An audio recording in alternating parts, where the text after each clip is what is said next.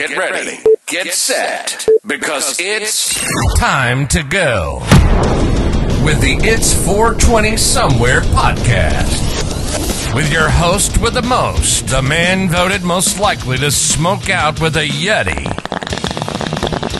Mr. Brian Brown. Mr. Brian Brown. Now sit back and relax. because it's time to go live across the world. Because it's 420 Somewhere.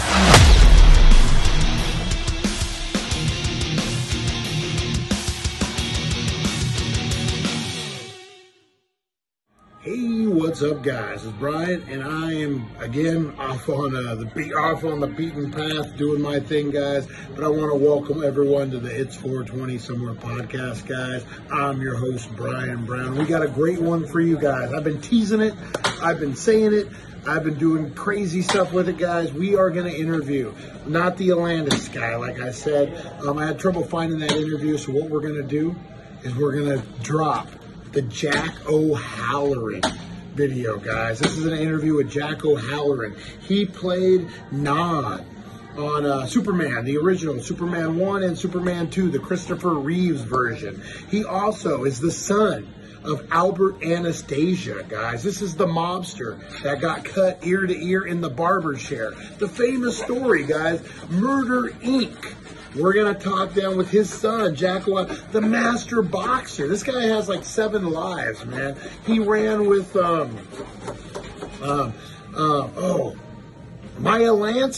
Maya Lansky, the guy who ran with Bugsy Siegel and those guys. He brought Jack O'Halloran up, guys. There's so many stories. There's a JFK story in here. He knows who killed JFK.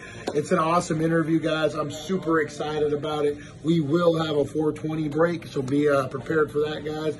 I'm going to get back out off the beaten path. We got a lot of good stuff coming up, guys. Get in on these giveaways. Hashtag Fox. One of your last chances to get Megan Fox, guys. You didn't think you had a chance? Well, you do. Megan Fox. Hashtag, Funk. Hashtag Funk for George Clinton autograph, guys.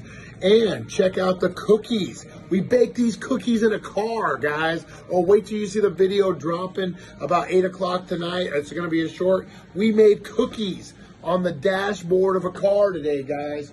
Oh, so awesome. So crazy. Get in on those giveaways. What do we got? Guardians of the Galaxy, GOG, Fox, Friday the 13th, Jason. We got so much stuff happening, guys. Make sure you're blowing it up. I'm super excited for this Jack O'Halloran video, guys, this interview. You guys are going to love this, man. This is a great story. One of the best interviews I've ever given. He's a great guy. He's talking about, it's a little older of an interview, but he's talking about the groundwork that's going to go into this production city that's right outside of Las Vegas. That's been getting a lot of news lately, guys. We had it first here on the Daily Dank. So let's get into it, guys. We're a couple minutes for 420. Make sure you're checking out 1400 Needles Highway, Needles, California, the Healing Center. Save some green on some green. Those wild weekly deals are dropping tonight, guys. I'm headed over there to film. So let's get into this. Jack O'Halloran, guys, on Weed Wednesday on the It's 420 podcast. I got flies. All right, we'll see you, guys. All right, guys, we are back, and we are back with an exciting one today. I'm so excited about this one, guys. We have Jack O'Halloran in the house. Now, if that name doesn't sound familiar to you, think back. A lot of us are about the same age. I'm going to say that this gentleman scared the bejesus out of me when I was a young kid. Superman 2, oh my God. The looks and the noises and the things that he made scared me as a little kid. I'm just going to be honest. But this is a Renaissance man personified. Boxing, acting, his life before boxing. We're going to get into it, guys, and I'm excited. Give it up for Jack O'Halloran. How you doing, sir? Hey, I'm fine. How are you doing? Doing great. I'm honest, on Superman 2, I remember watching it, and your character scared me a little bit. Like, when I went to bed at night, I had to look out the window to make sure you weren't coming in. I tell you, many people said to me, well, your character scared me, but I loved your character so much. Yep. Because it was very childlike, you know? Yeah. So for children, it actually worked very well. That was when we were putting the film together, and Gene Hackman and I were doing a picture called March or Die, and we flew up from Spain to meet Donner in London, and we were discussing the character, and he asked me how I felt about doing a deaf, dumb, like mute guy, you know. Yeah. And I said I embraced that because Jackie Gleason was a friend of mine. He won an Oscar doing Chico, playing a deaf, oh man, dumb what a mute great guy. actor, Jackie Gleason. I said, was so if amazing. I ever got a chance to do a film where I could use body language and facial expression, then I would embrace it. And Superman was a great opportunity because you had Terrence Stamp was a vicious general. Sarah was a man-eater. Somebody had to relate to the kids. So I took this big, huge guy, and I played him like a child, learning how to work his eyes and learning how to move around, you know. So, and it worked out pretty well. Yeah, you know, you did such a great job. Like, I still remember it. I'm 46. Don't want to add any age to me, but I'm 46 and I still remember it. Like it was that great of acting that it just stuck. And I believe a lot of people in my generation feel the same exact way. Like, oh, yeah. That was such a great performance. I had a lot of fun doing it. Yeah. What was, so like at that time, that was one of the bigger budget movies that was going on at the time, correct? Oh, it was one of the biggest, yeah. Yeah. How was that working on a set like that? Like you were kind of new to acting at the time, right? We had a lot of fun because there were so many talented people involved. I mean, you're working with Marlon Brando and all the characters that, like in Superman 1, when we were on trial there with the rings going around, all those people saying guilty. You're talking about some of the finest English actors, Trevor Howard, and you know, just some great actors, you know. Yeah. And Terrence Stamp was one of the most brilliant English actors over there. Yeah. And Sarah was young, but you knew she was going to be a good actress. And there were just we just worked with a lot of good people. Valerie Brine, and you know, we had a lot of Gene Hackman. And it was the second picture I did with Hackman in a row. So what is Gene Hackman like in real life? Is he a cut up like I would think he would be? Does he joke a lot? He's a very down to earth, really nice guy. He's very intelligent, and he takes his trade very seriously. You know, he's kind of a guy. If he walked on a set and the director didn't have it together, he would tell the guy, "Go home and do your homework and call me up when you're ready." He said, "I'm not a chess piece that you keep moving around, you know, to make yourself happy." And he was, I liked Gene. Gene was fun to work with. Yeah, he seemed like he would be. All right, so not to jump all over the place, I want to go back a little bit to your boxing career, if you don't mind. Well, how old were you when you first started mixing it up? Actually, 20. I played football first. Okay. You know, it was at a time when I was in school, you couldn't play pro ball until your class graduated. Okay. They should have that rule still today. Yeah. So when I left school after my freshman year, the Jets grabbed me right away, and they had a league on the East Coast that was like a farm team, you know. Yeah. And a lot of guys, the Christie brothers, and a lot of famous ball players played in these teams till they keep their levels up till they're ready to play when the class graduated. And when I was eligible to play, Philadelphia had a lot of friends of mine playing down there, and I was from Philly, and I said to Eubank, I'd like to go down and play in Philadelphia. And he said, "Well, you got a home here, but do what you want to do." And Ali had just won the title then. Okay. I went down to Philly, and the team was sold to Jerry Wallman at the time, and he brought in a guy named Joe Kuharich, who traded. I watched this guy trade a championship football team away in 3 months. Traded Sonny Jurgensen and Tommy McDonald to Washington for Norman Snead, which was really ridiculous. 5 great linebackers and linemen to Green Bay for one guy. Irv Cross and somebody else to L.A. for a kickoff return guy that they never got. And so were they just trying to Brown and I were coming out of a meeting, Thank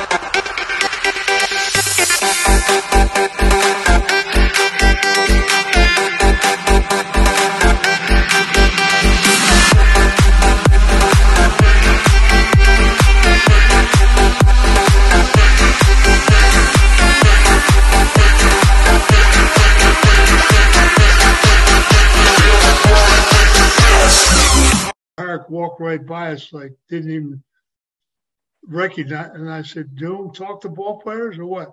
And I said, "You know what? Take this team and stick it." And Timmy said, "While you're at it, trade me." And he got traded to Baltimore. Timmy Brown was a great ball player. He got traded to Baltimore, and I wound up. I had some friends of mine in Philly that were involved in the boxing game, and next thing I know, I was in a gymnasium. I told them, I said, "I could beat that Ali guy." And they said, "Good, come on, let's go." So in the gym I went and and I couldn't box amateur because in those days, if you were involved in a pro sport, you couldn't do both amateur and pro like you can today. So you just went right into pro boxing then, huh? So right into pro boxing, and I was undefeated for my first 16, 17 fights. And then I went and took a physical, and they told me I had this disease called acromegalia, which is a tumor of the pituitary. And they couldn't figure out how I could even get my mind up to fight because it caused mental depression and a bunch of stuff like that. A lot of growth hormone in your body. But it was my day job. So I said, I'm going to just keep on going. Thank you very much. Because I was involved in street things and from my father's world, and boxing was a great day job. It allowed me to travel all over the world. Yeah. I kind of wanted to touch about your father a little bit, if you don't mind. I didn't know. No. My father was that's a fascinating story. I kind of read up a little bit about it. Like coming out of was it in Philadelphia that you grew up? Well, I grew up in Philly. My father was Albert Anastasia. He was the head of Murder Inc. and he had his own family, the Anastasia family. And after he was assassinated, it became the Gambino family. Okay, yeah. Carlo Gambino was his underboss. And but in 1942, when they were looking for Albert everywhere, he was in the Army in Indian Gap, Pennsylvania, as a sergeant, teaching soldiers how to be longshoremen. And which he never spent one night at the base. He was always in Philadelphia. Yeah. And he and my mother got hooked up, and I was a love child. And I was born in 43, and he was then back in New York, and but he made sure that people were around me that looked after me and stuff like that. And I only met him one time right before he was killed. I was 14, and he came down and watched me play a football game, him and a couple other people. I remember when we played, it was my freshman year, we played the freshman games. I went to West Catholic High School in Philadelphia.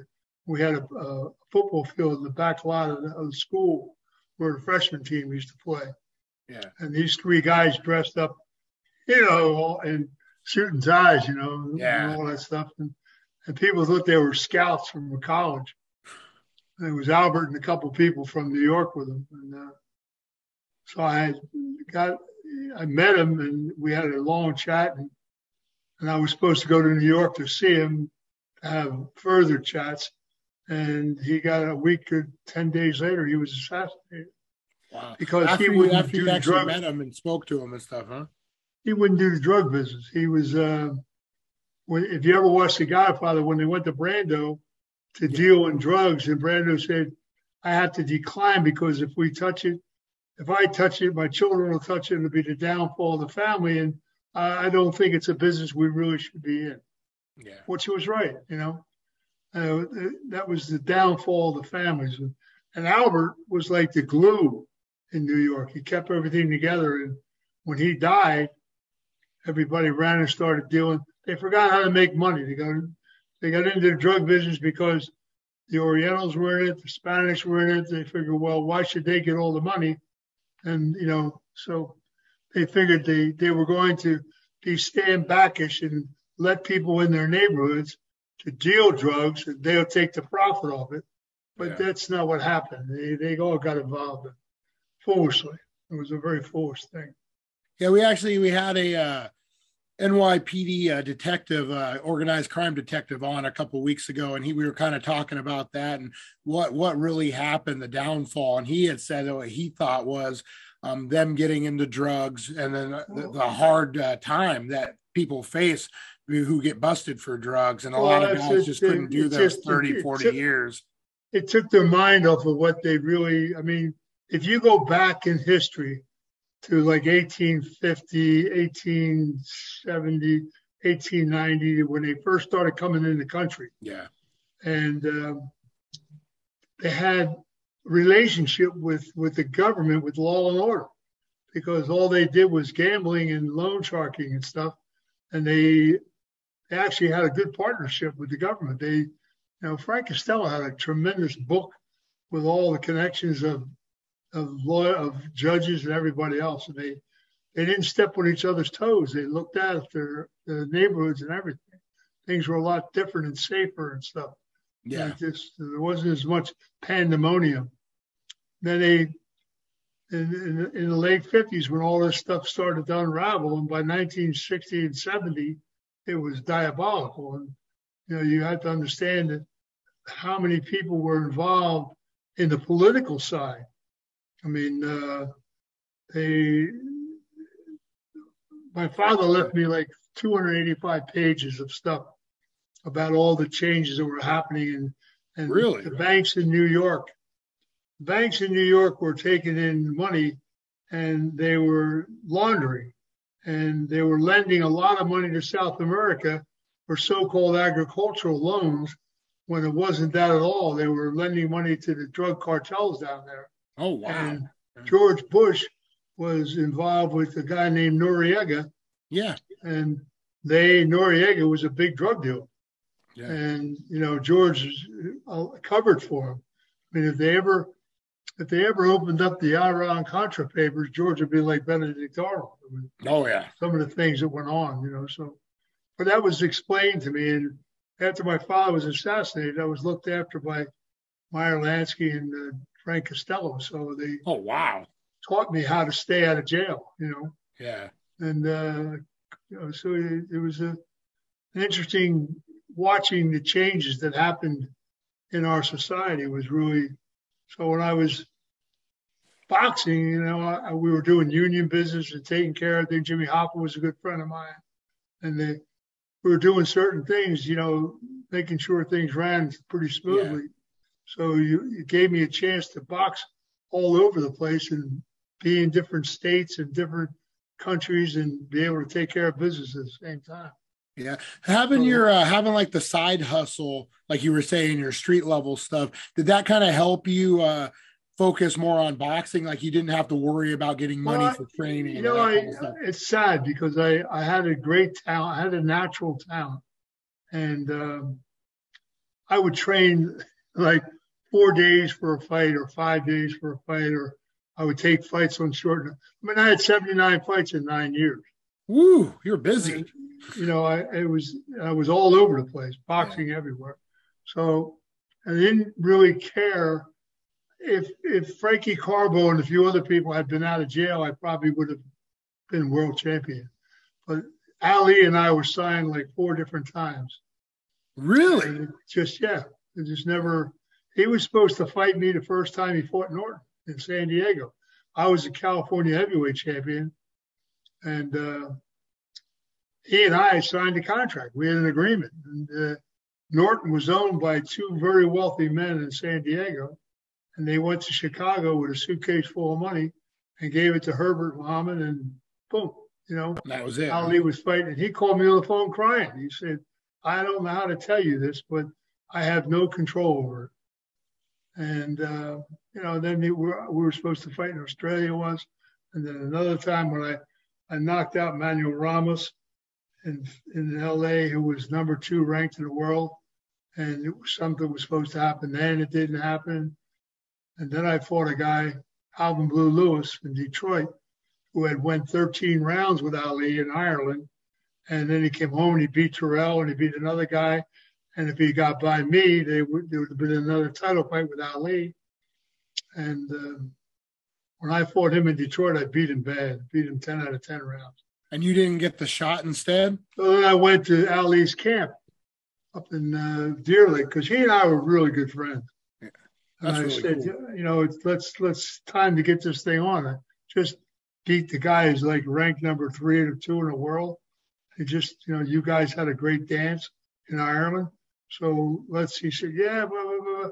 He was, I tell you, guy was crazy. There was a press and everybody up there covering him all the time. So we went into like a dressing room and locked the door. And he said, watch this, Jack. And we're kicking and punching the door. They thought we were in there fighting, banging each other all over the place. And Ali opened the door with a big smile on his face. And, and we sat down and he said to me, if I give you a title fight, are you really going to try and beat me? I said, son, let me tell you something. For the first time, I'll go to camp for 6 or 8 weeks like you people do. And when you come in the ring, bring a gun with you because you're going to need it. And he laughed. He said, 2 steaks, please. I love that you said, I'll actually train to fight you. Oh, yeah. He called me up one time. When I was California heavyweight champion, before we made the agreement to fight in San Diego, he called me up and he said, and I knew him well. And he said, you got to do me a favor. I said, I'll do you a favor, sign a contract.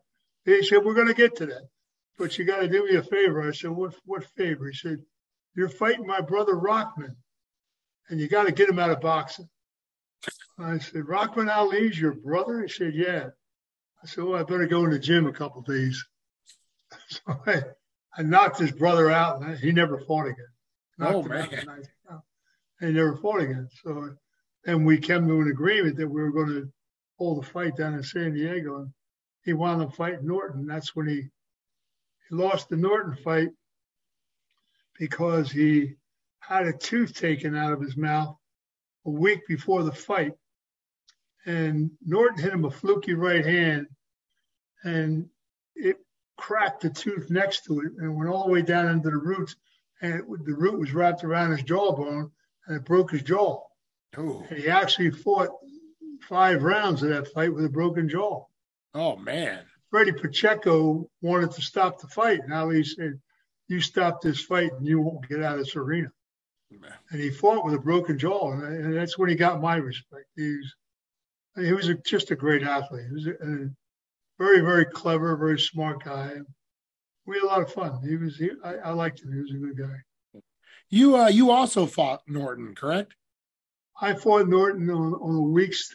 That was another one of I was in the East Coast, and we had 6 indictments against us for union trouble. We owned the bartender waiters union and a couple other things, the steel workers. And they called me on the phone. They said, you want to fight Ken Norton? I said, where? San Diego. I said, when? The guy said, next week. I said, send me a ticket. He said, you'll take the fight? I said, send me a ticket. I wanted to get out of town, Yeah. So I jumped on the plane. I went out and trained about 4 or 5 days, and I actually beat Norton pretty good. And but that's his hometown. You sort of forget things like that. But in the 9th round, we were standing toe to toe, and the crowd was standing on the chairs. It was a great fight. Wow! And they were screaming so loud that when they rang the bell, nobody heard it. So the guy rang the bell like 3 or 4 times. And the referee separated us. I was walking back to my corner. He ran across the ring and hit me behind the head. Oh. It drove me into the corner.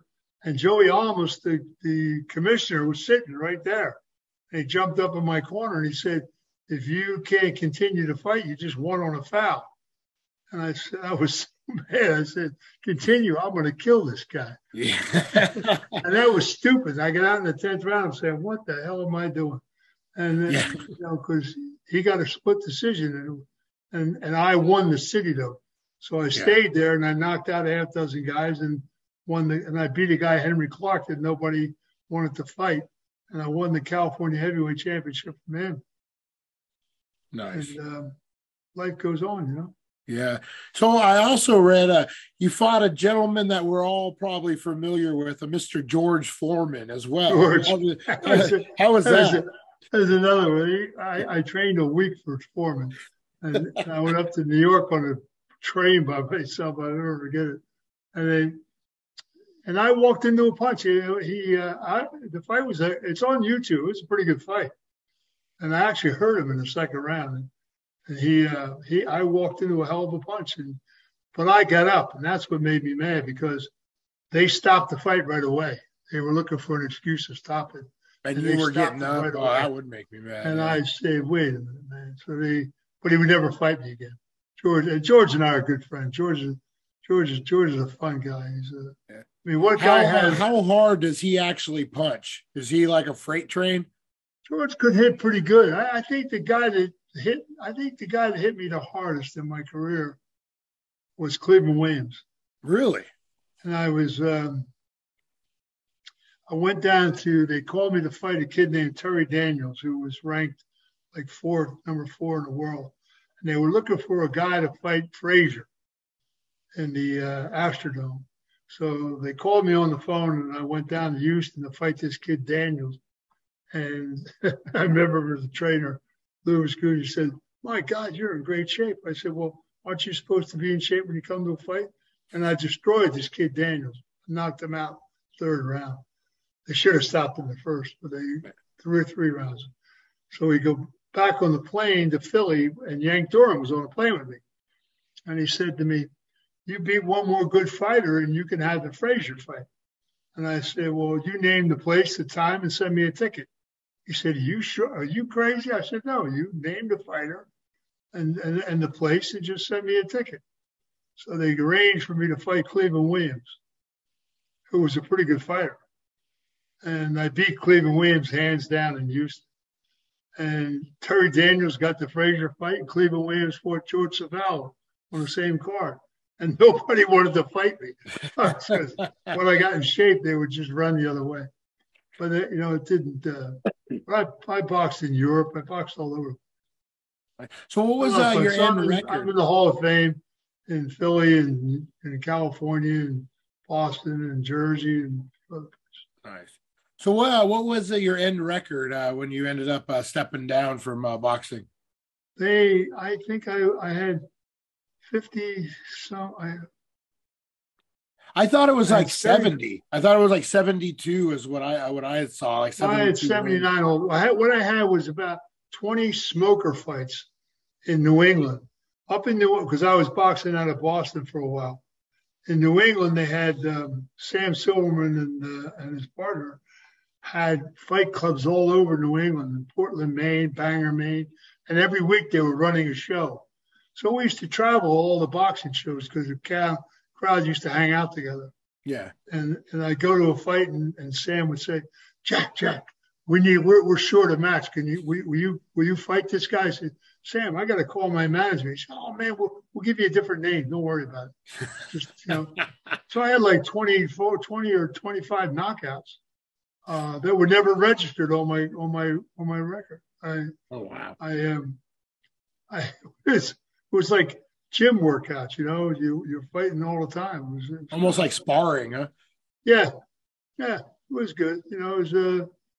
I loved boxing. Boxing was, but I never, if I put into it what I should have put into it, it would have been a lot better. But the disease of acromegaly, one of the problems was sometimes when you got in the ring, you didn't want to be there.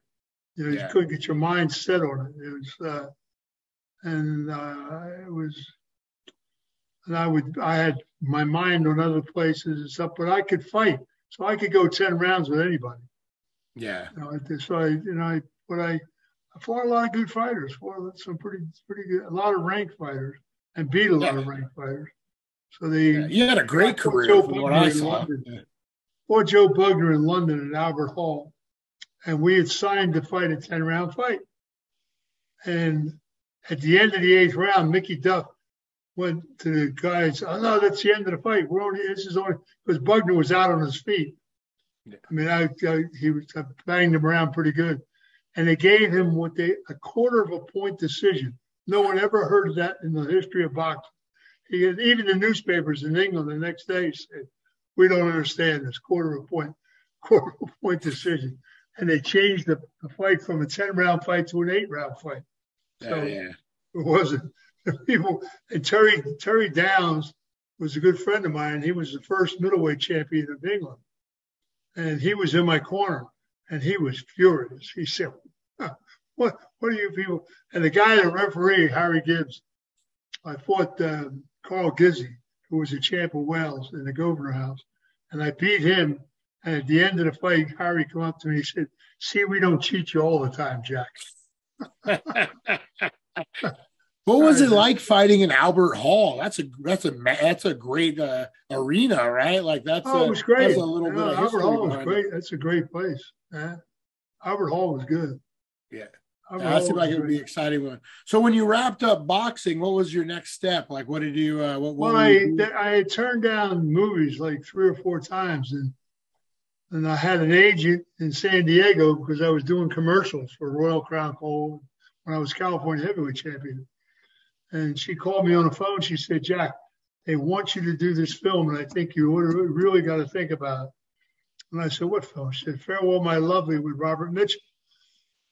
And I had retired from boxing. I owned a couple construction companies, and I was in a bar room shooting pool when she called me. And I looked around. I said, "You know what? Maybe it's time. What do I got to do?" So I had to go to New York to meet the director. And so I met the director. He said, You're the guy. So they flew me out to California to do a screen test with Harry Dean Stanton. And Mitchum sold a screen test. He said, "It's either him or I don't do the movie." So I blamed my career on Robert Mitchum. He's holding the rope on that one, huh? He was an amazing individual. He just took me right by the hand and walked me right into that career and just taught me so much about the business, Yeah. Never tried to teach me how to act. He taught me about the business. Which probably did you a lot better, like learning about the ins and outs of the business. Acting, you can learn as you go. Some people have a natural deal for it, and it's I remember the first day we went to work, and he arranged to pick me up, and we drove downtown to go to work in the same car, and we got downtown, got dressed to go into a scene, and he and I were standing at the bottom of a pair of steps, and he said to me, "You read that script, kid?" I said, "Read it. I know your role, Charlotte Rampling, Harry Dean Stanton, John Ireland." "Yeah, read it cover to cover." He said, "Good. Throw it in the trash can." I said, "What?"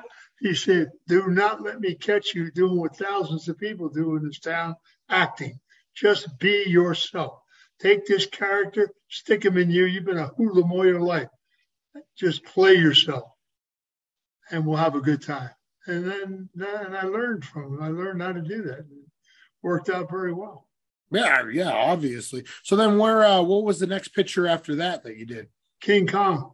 King Kong. Yeah, I forgot. I saw that in your bio. Yeah, I did King Kong with Jessica Lange. Yeah. And that was a 9-month, that was a long film. And when I was doing King Kong, that was one of the first mistakes I had made. Second, actually, they came to me to do a film, Silver Streak, with Richard Pryor and Gene Wilder. I had a 6-week break on Kong, and they were going to let me go up to Seattle and do this picture, and I should have done it because Paramount wanted me to do that, and then they offered me a couple other things, and I had written a script for something else I wanted to do, and my career would have had a different turn to it, but I turned it down, and I did things that I really wanted to do, and we finished with Kong, and then we did March or Die down in Spain and Morocco with Gene Hackman and Catherine Deneuve and a bunch of other people, and they came to me to do Superman.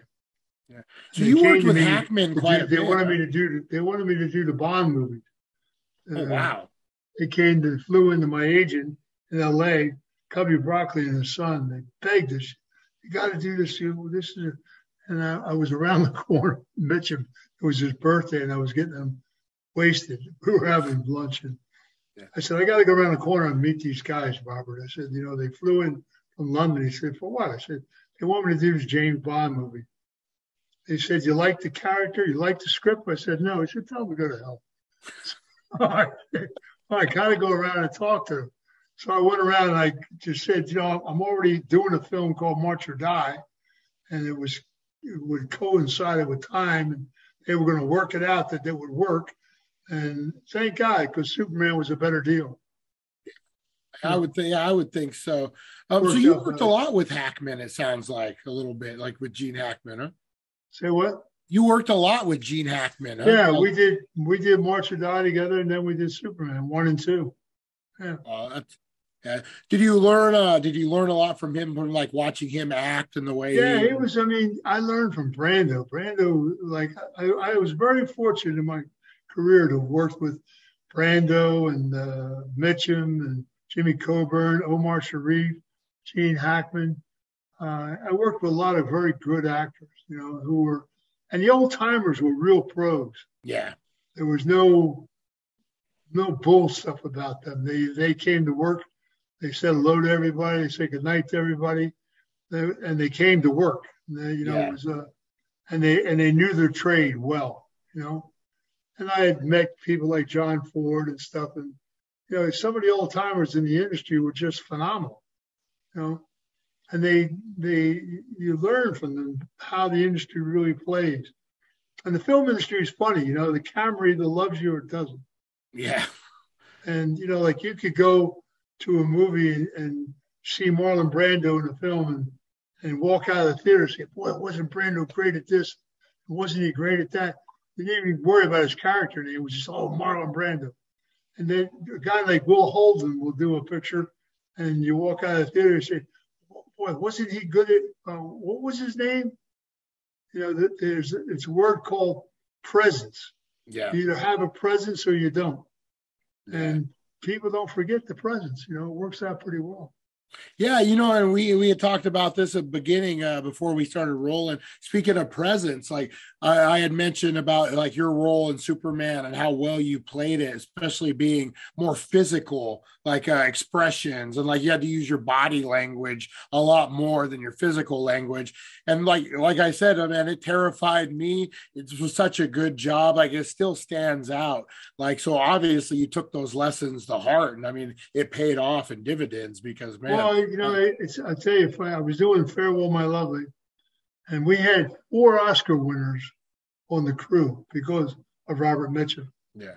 And I was leaving Goldwyn Studios one day where the production office was at, and I was walking out of the studio, and at the gate was an office block there, and that's where the editor was, and he was an Oscar winner. And he stopped me, and he said, "You're Jack O'Halloran?" And I said, "Yeah." He said, "I'm cutting Farewell, My Lovely here while you guys are making this." He said, "You never worked before?" I said, "No, it's the first shot out." He said, "Well, I'll tell you something, kid. You're going to be a star." And I looked at him, and I went back to Mitchum, and I said, "Man, maybe I should go to UCLA for elocution lessons or some of these acting lessons or something." And Mitchum looked at me and he said, "You're doing real good, kid." He said, "Stick with me. You're far too silk. Don't worry about it. Everything's working out real well." And so I never took an acting lesson or any of that stuff. I just worked off of the old timers, and I learned the trade, and thank God for that. It worked out pretty well. What do they call that? A baptism by fire? Is that kind of like you just got thrown into it and had to do it? With the very first day I ever worked on the set, Mitchum and I did our first scene. And they started moving the camera around. And I said to him, what's going on here, man? What's happening? He said, "You really don't know." I said, "Well, what am I asking you for?" He said, "That's it, kid." I said, "That's all there is to this stuff?" He said, "Yes." Oh man, I'm a star. And that became the trademark of the picture, like the slang saying. And I said to him one day, I said, "What is the definition of a star, Robert?" He said, "Jack, it's a word called presence. You either have it or you don't. Yeah. Camera either loves you or it doesn't. Yeah. Very easy." He said, "You could be doing some walk-on role, but nobody will ever forget it. They'll remember you." Yeah. He said, and that's what makes people, what it is. Play James Earl Jones. When I turned down The Great White Hope, Wow. I was coming out of Fox, and he was coming up. I was going down the steps. He was coming. He stopped me, and he said, "Aren't you Jack O'Halloran?" I said, "Yeah." "James Earl Jones, aren't you?" He said, "Yeah." I said, "I got to ask you a question." He said, "Is what I just heard true? You told Hollywood," but that was the biggest movie in Hollywood at the time. "You just told Hollywood to stick this movie up there." I said, "Well, if you want to say it like that." He said, "I got to shake your hand. I never met anybody that did that before." And then I got a phone call from Steve McQueen. "What is wrong with you?" Oh, my God. Hollywood. Yeah. So yeah, you brought up Steve McQueen. I'm a huge Steve McQueen fan, admirer of his work. Just like his overall presence during that era, that was just unforgettable. How was it? How was it? Your relationship with Steve McQueen? Guy. You had any good stories? He was doing the Thomas Crown Affair. I think it was 1967, 67. And when I was boxing up in New England, and we looked after him when he came into town, and he was just a super guy. And he said to me, you gotta come down on the set. I'll get you a SCRAD card. You got to come in the industry. Come back to Hollywood. We'll have a ball, man. Yeah. I said, "Yeah, it's just not it wasn't something." I said, "I'm undefeated as a heavyweight. Got a shot at fighting for the title. What, am I crazy?" Yeah. "Oh no, Jackie, I'm more fun in the movie business."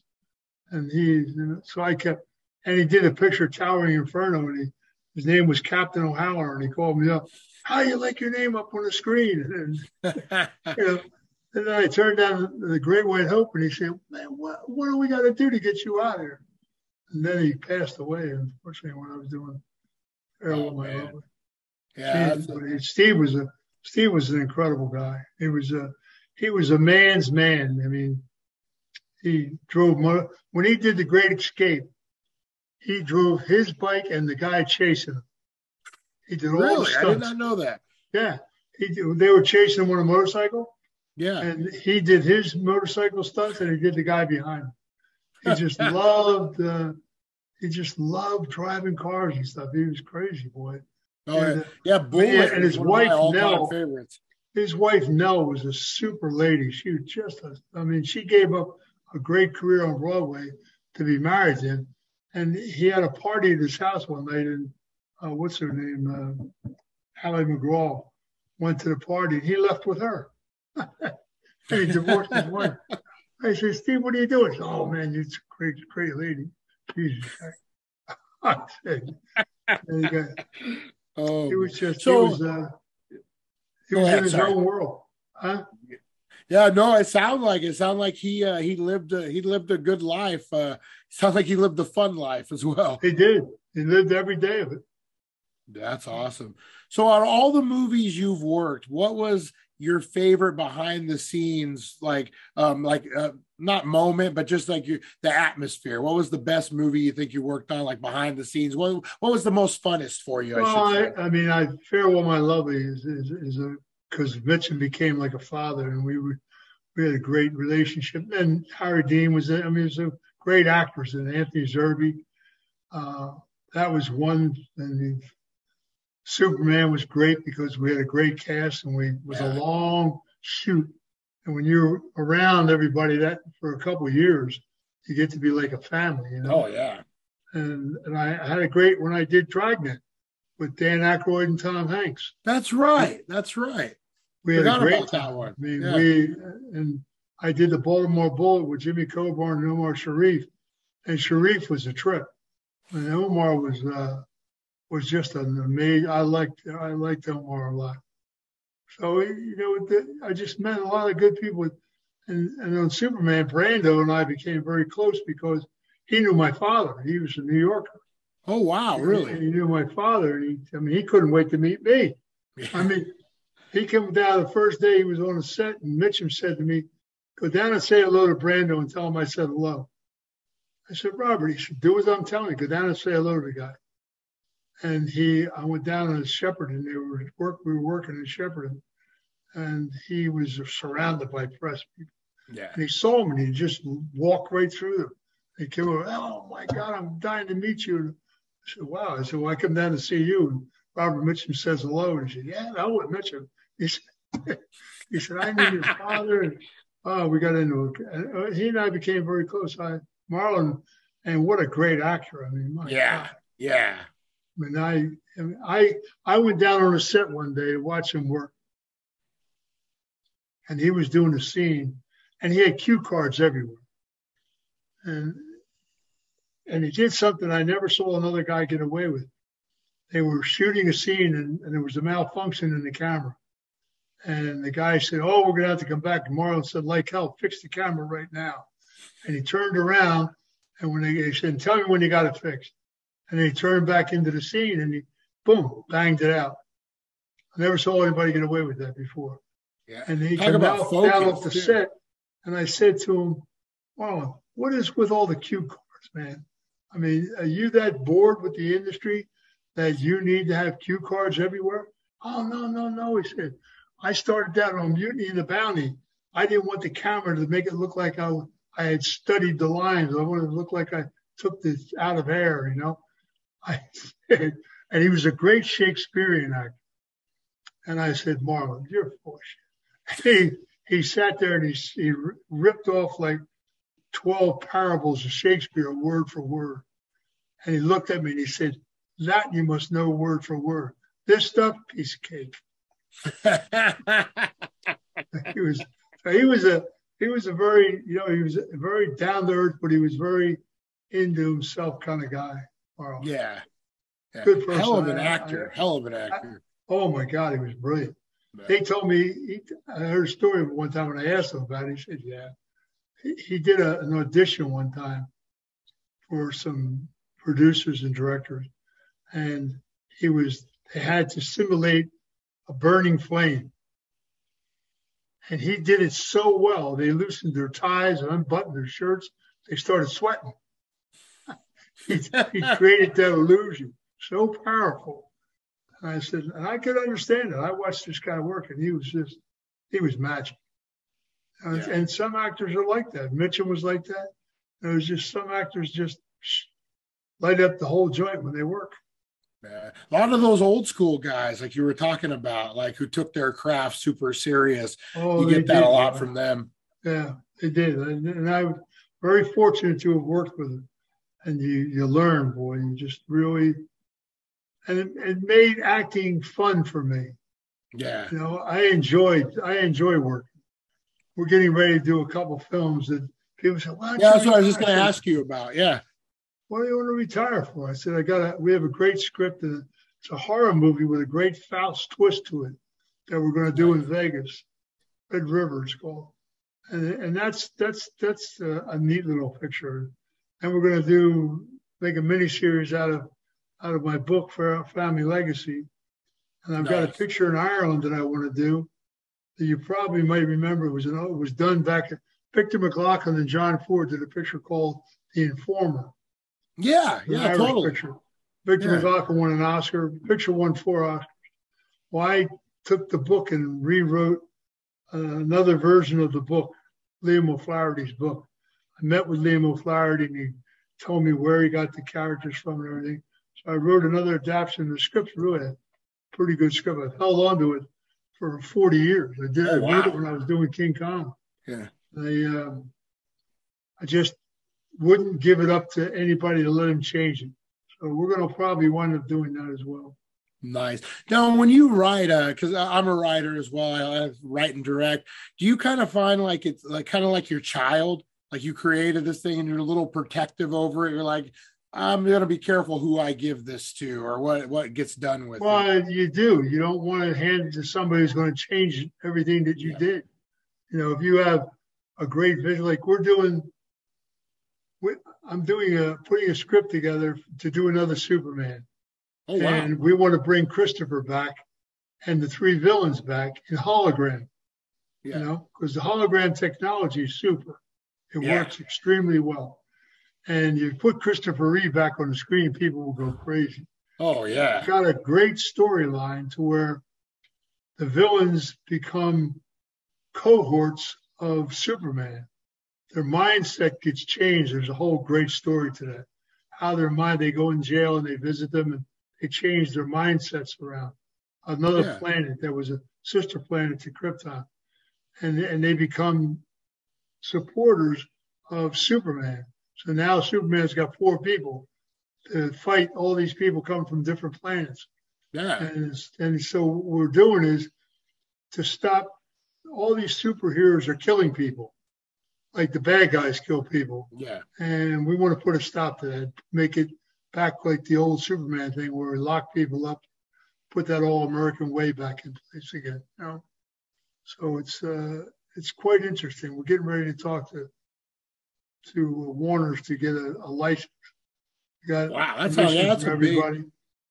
I like that. I like that concept a lot. And it almost seems like the Kryptonians will get together as Kryptonians. Like that's going to be the bond that like keeps them together. Yeah. And they fight, and they have a technology that allows them to change the mindset of people that are coming to attack Earth.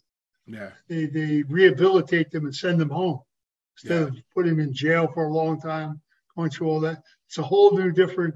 And I think society is getting a little bit tired of all the gory killing and stuff. Yeah. You know. And so I think it would be and put Christopher back, and plus the 3 of us coming back. So I've got this thing where they have the technology to change our mindset. Well, the character that I did in Superman, Non was a great scientist, and they lobotomized him because he was working with Zod. Yeah. And my lobotomy gets reversed so that the first words that I say are, Zod, kneel before Non. That's actually really good. That's cool. That's really cool. So we're going to have a good time with it. You got to get Warner Bros. In line, and I think it'll work out pretty well. Yeah. So I'm hearing rumors. I'm hearing big things outside of Las Vegas that you guys might be up to something about 100 miles or so out of Las Vegas. Can you enlighten us a little bit on what that might be? 12 miles. We're building a major studio. That's what I've been hearing. Like a what is it? Not career changing, industry changing studio. It's a total industry changing studio. You're going to put everything under one roof for the very first time. I mean, realize this: if you're going to do a picture that you need a water body, there's not one in LA. Yeah. And the one that Cameron had down in Baja when they did the Titanic is gone. And Pinewood Studios, where we did Superman, that 007 stage burned down about a month ago. Oh, wow. So there's not a water body anywhere.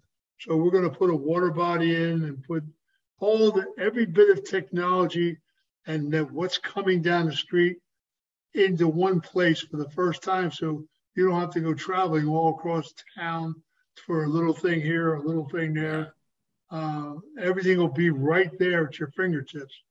Then they're going to put a smart city right next to it that will house 30,000 people. Smart. And they'll be employees of the studio. So they only have like 15 minutes to go to work. So what you're doing is you're making everything super cost effective. Yeah. And taking the pressure off of people. Like if you're a technician and you have to drive 2 hours through traffic to get to work, your mind's a bit frazzled. Yeah. So it takes you a while to adapt your head to get into what you're doing. You could make a few mistakes, and every time a mistake is made, it costs money. Yeah. You know, so you're just making the productions much more cost effective. Yeah. And you've worked on big sets before. Every minute that you're behind or every minute that you're running late, that's costing money, money, money. Oh, if you have to, I mean, when we did King Kong, the monkey, they kept breaking the strings, the hydraulic springs kept breaking. And if they lose a day, and you got to come back and reschedule that day, that costs 4 times more than what it did originally, because you're rescheduling everything and juggling everything around, you know. Yeah. So it can become that's why these productions, some of them are 100, 150 million, which is ludicrous to spend that kind of money on a picture. We did Superman for 50 million.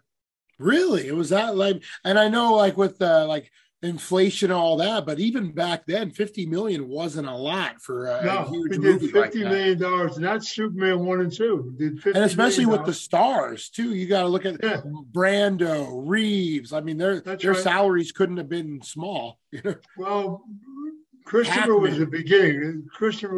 Brando. They paid $4 million to do 11 days work, and he. And how do you, like in Superman 2, they cut Brando out. But if you see the Donner cut, all the scenes are in the Donner cut. Yeah. Because he shot them all, you know. But they cut him out of 2 because they didn't want to pay him. They didn't want to pay him the points that he had. You understand? So, how do you cut Marlon Brando? I have a picture, which is really exactly. Cool. Brando, of all people. Yeah. So, but he was, it was a funny story. They were having dinner. They were working about 6 days, I guess. And they were all together, Donner and Salkinds and Spangler. And they were having dinner. And Marlon said, boy, we're really working hard, man. He said, maybe we should have a day off. And they're kicking. And Richard Donner said, well, yeah, maybe we could do that. And they're kicking Donner under the table because they needed to get Brando on film so they could get the money from the bank. So they're kicking Donner. They said, and then Spangler said, oh, Marlon, it's impossible to take a day off. It would cost too much money. And Brando said, how much does it cost for a day filming? And they said, oh, God, like $350,000. And Brando said, no, let's take a day off. I'll pay. He seemed like that kind of guy. Well, that's what he was like that. You know what I'm saying? Yeah. And they said, oh, no, we can't do that. My God. But he was, I love Marlon. Marlon was a really, he lost a lot of weight to do that character. He wanted to do the picture so bad. And then he did the next picture with, what was it? Big war thing he did. Oh, God. And he gained an enormous amount of weight. In fact, the Island of Dr. Moreau? No.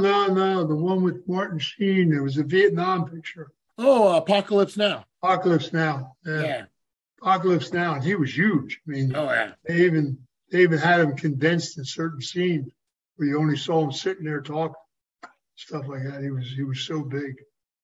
But he was like to eat. It was like Orson Welles. Orson Welles got huge. My God, the guy. Mitchum told me one time, he said, Orson Welles called him up and said, Robert, he said, come over and pick me up. I got to run down and do something. And he said, yeah. So Robert was driving a Porsche. And Orson Welles was so heavy, he stepped to get in the car and he stepped on and he cracked the frame of Mitchum's Porsche. Oh, man. I said, did he pay for the damage, Robert? And he said, well, you don't think I did, do you? Orson Welles was a trippy guy, boy. But he did a lot of stuff right from his house. He had a whole studio set up in his house. He did voiceovers and things like that. Yeah. Some of my favorite, I guess it would be outtakes, is Orson Welles doing, I want to say it was a tuna commercial. And he's yelling at the voiceover operator because he's getting frustrated, and he starts calling him names. It's great. It's classic Orson Welles. Like, you're just like, oh. He did the War of the Worlds. Yeah. He did the War of the Worlds, and people believed what he was saying. He actually had people, they were believing what he was talking about. He had a great voice. There's another guy who was a brilliant actor. Jeez, was he ever good.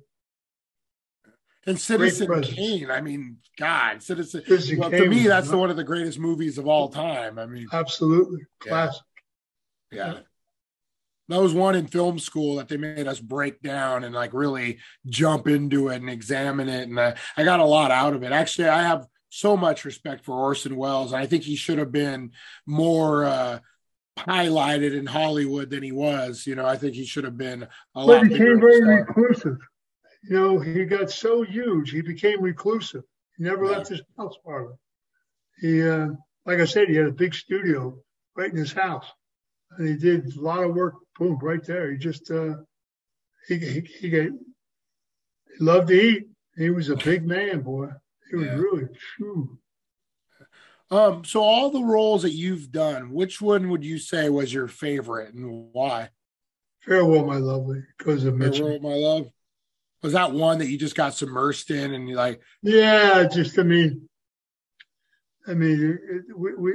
like I said, they had great talent. Mitchum was incredible. Charlotte Rampling was incredible. It was just, and the film worked very well. Yeah. It was the first mistake I made in the industry. Robert hooked me up with Johnny Carson to do the Johnny Carson show. Yeah. So I met Johnny Carson at the Polo Lounge, and he said, you know, you do my show, I'll get you nominated for supporting actor, because Farewell came out very well. And I thought about it, and I said, your show is live, isn't it?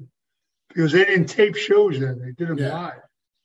And he said, yeah. I said, well, I don't think I could do your show. He said, why? I said, because I'm going to come on the stage and you're going to ask me about my father, and I'm going to ask you where the men's room's at. He said, you would get up and leave? And I said, yes. I don't talk about my father, and I don't want other people talking about him. It was part of my life that I didn't. But Mitchum had a big mouth. He knew a lot about me, and I know he told these guys all about it. And he even called me on the phone. And when I said to John, I appreciate it, he said, well, we'll give you a list of questions. I said, John, you're the #1 reporter in Hollywood, and you have Albert Anastasia's son on your set, and you're not going to ask me about my father. And I should have done it, because Mitchum said, Jack, this is Hollywood. They love that kind of stuff. They eat it up. What's the matter with you? He said, I said, yeah, you with your big mouth, telling this guy all about, it was now that was, but you know what? You live and learn. You just do what you got to do. Yeah. And it sounds like you were kind of from that era, and like from your dad, that kind of code of silence, like we don't really talk outside the family type of thing. I lived my life that way. Yeah. You have a code of honor. Yeah. You just, you either you honor it, or you wind up like a lot of people going to jail. And a lot of my friends did 30 years or 40 years in jail. And long time. Most I ever did was a weekend. Yeah. People still shake their heads and say, how did you get away with that? I had great teachers. Yeah. Yeah. It sounded like it. They taught me well. Yeah, definitely.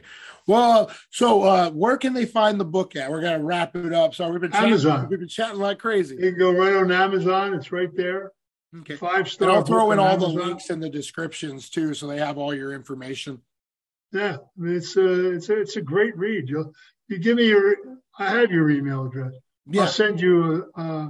I'll send you a digital copy. Yeah, definitely. Yeah, I'd love to know more about it. And you're going to be close right outside of Vegas, man. If you're not to pitch myself, but if you ever need any PA, or I'll do anything. I'll sweep some floors. I just love. We'll definitely get together when I come over there. I'm living in St. Petersburg now, Florida, which I quite like a lot. I could imagine. Well, you get out of the humdrum of California's gotten to be a bit bizarre. Oh yeah. I mean, it's but I'll be spending a lot of time in Vegas putting the studio together. Yeah, sounds like we said, like industry changing. I'm excited to see like how it all works out. Like it definitely is time for something like that in Hollywood and in the industry. Well, to have everything under one roof for the first time, where people don't have to go hustling everywhere all over town. But the problem with Hollywood, technicians are moving further inland in California because it's cost effective for them to do that. But they got to drive all that way to work to and from. So you got like 3-4 hours a day driving.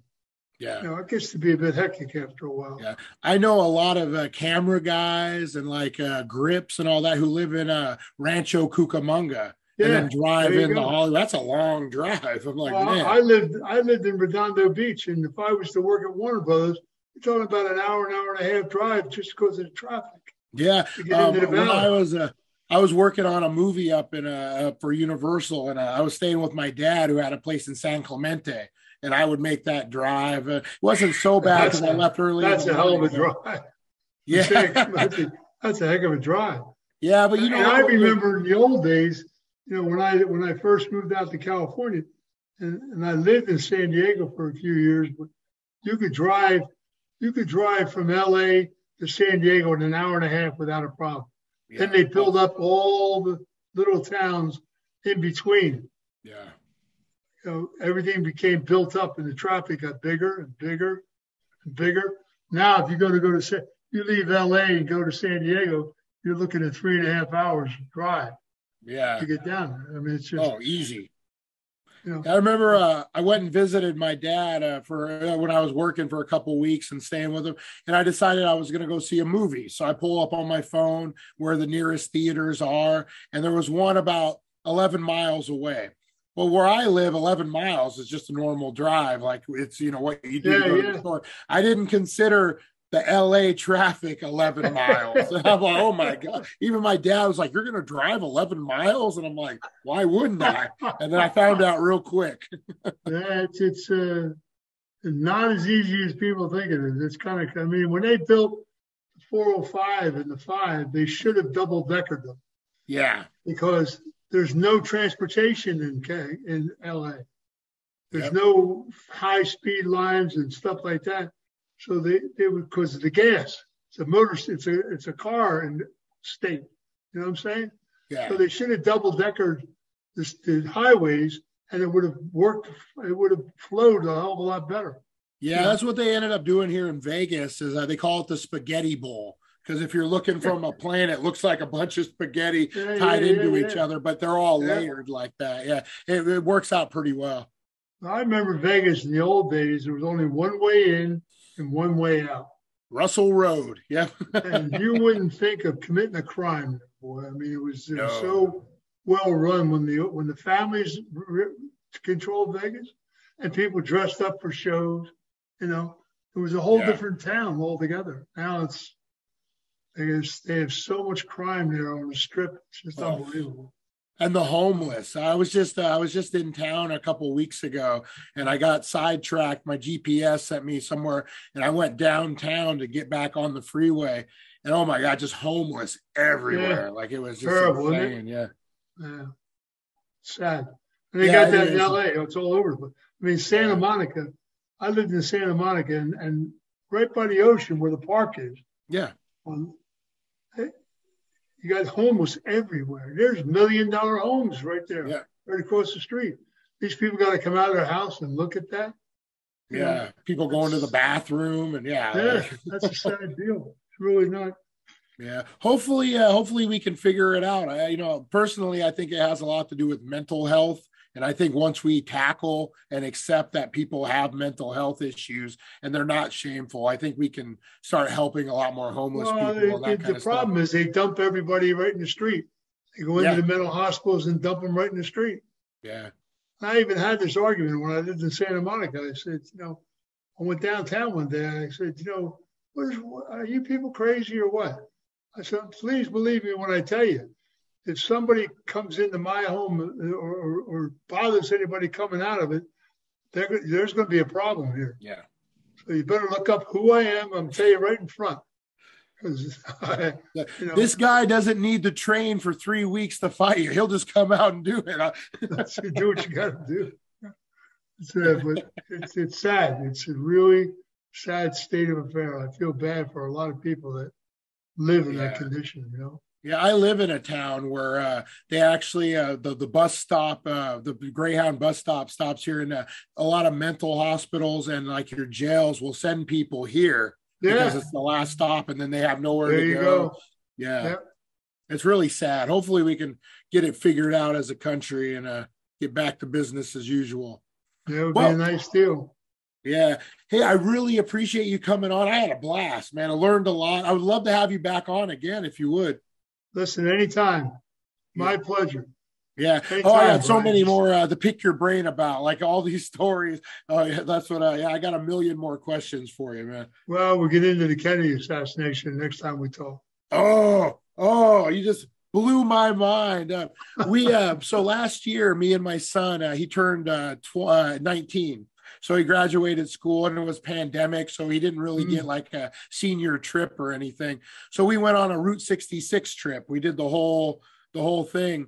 And we ended up making a beeline in Missouri and went down to Branson and then went through Arkansas and back through Texas. Yeah. But in Branson, they had this museum and they talked a little bit about the JFK assassination. And I've always been real interested in it. So they kind of educated us a little bit. But then on the way back home, we went through Dallas. So we actually stopped and saw the whole, the Dealey Plaza and all. Yeah, we did the whole thing. And took them 6 months to reroute. Took them 6 months to reroute that thing to take it down Dealey Plaza. 6 months to reroute it still.